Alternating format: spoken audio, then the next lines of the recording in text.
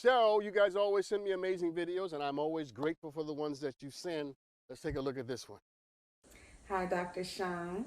My name is Deanna and I'm from Minnesota. Been dealing with a situation that occurred about 8 years ago. Something is blocking me from completely being able to move forward. My question for you is it always important to make an amends with family members after in a dispute? Or is it okay to let them go? Well, first, thank you for the question, and it's a great question. I think it depends on a couple of variables, not the least of which happens to be it depends on what the situation is and the infraction between the two of you happens to have been. There's some things that happen between family members, and they are forgivable, and they are easily forgiven. There are other things that happen between family members that take more time.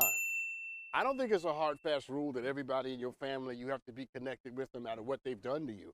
I think that's a recipe to be crazy and to be hurt and to be a victim without acknowledgement. No, just because somebody happens to be a member of your family doesn't mean that they have carte blanche and unfettered access to you in your life. There's some people you do have to wall off. There's some people you do have to draw a boundary because they're not able to draw one for themselves. And what they've done is so heinous and so hideous and so horrible and so egregious that it requires time to do things that, a sedentary, immediate conversation won't do.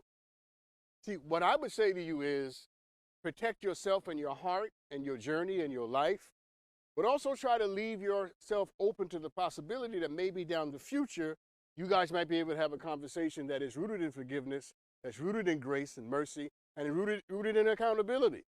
Because a part of the process isn't just you forgiving them, it's them being held accountable for what they did, lest they do it to somebody else. You see, we always have to remember that when we let people get away with things, it silently gives them permission to go ahead and do the same thing to somebody else. And sometimes we have a moral obligation to protect the rest of the world by holding people accountable for the horrible things that they did to us. But it takes time. And give yourself the time that you need to heal. Give yourself the time that you need to step back and to really understand what happened, why it happened, the part you played in it, and what they did to you.